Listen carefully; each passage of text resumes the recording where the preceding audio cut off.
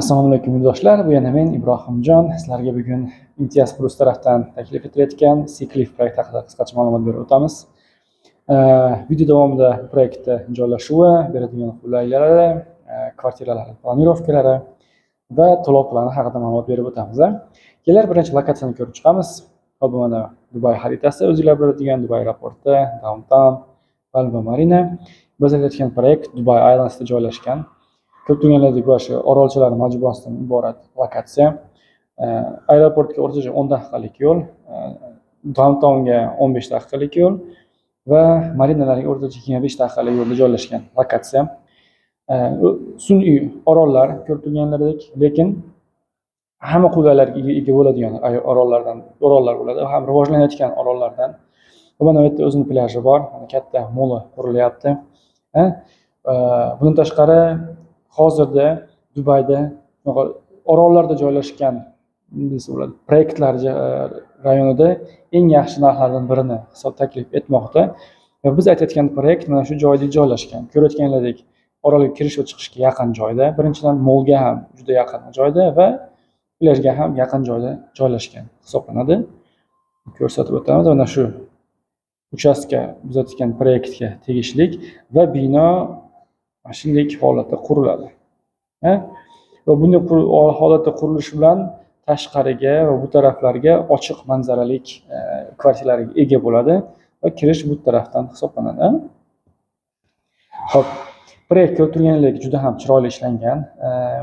Ground floor, ikkita podium va 14 etajdan iborat bo'ladi. Har bitta kvartiralarda o'zining parkovkasidan iborat.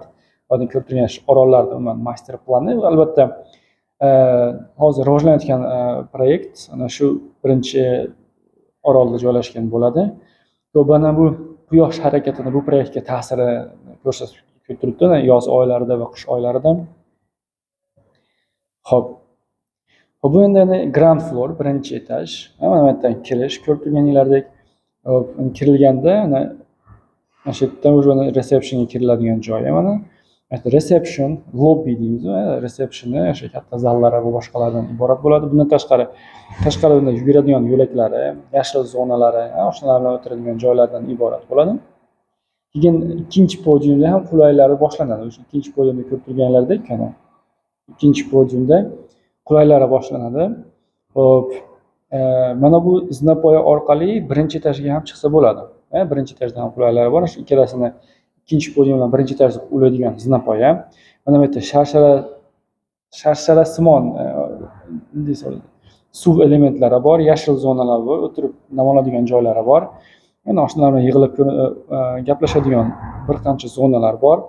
O'yingohlar, sinema, nima deymiz, kinoteatr, barbekyu arealardan iborat.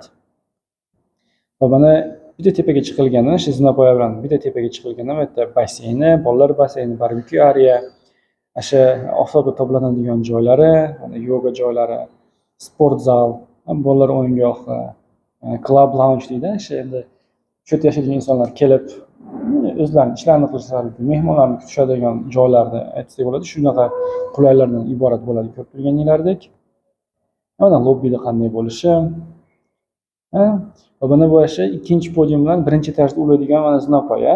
Ko'rib turganlardek mana shu sharsharalar aytadigan yashillik zonalari, yogalar, basseynlar, to'planadigan joylar. Umuman joydan juda ham samarali foydalanilgan proyektlardan biri desak ham bo'laveradi. Basseynlarda qanday bo'lishi, club house qanday bo'lishi, sport zal, yoga roomlarda qanday bo'lishi. Va bu mana endi bir bedroomlarda planirovkasi ko'rib turganinglardek, yerdan kirish, mana oshxona, katta zal, umumiy sanuzel, mana yotoqxona, o'zining sanuzellari bilan birga va balkondan iborat bo'ladi. Va bu endi 2 bedroomli planirovkasi, yerdan kirish, oshxona, katta zal, umumiy sanuzel, yana yordamchilar xonasi o'zining sanuzeli bilan birga, bitta yotoqxona o'zining sanuzeli bilan birga va yana asosiy yotoqxona o'zining sanuzellari bilan birga va balkondan iborat bo'ladi. Bu endi 3 bedroomlik, ya'ni 3 ta yotoqxonasi bor, kirish, oshxona, katta zal.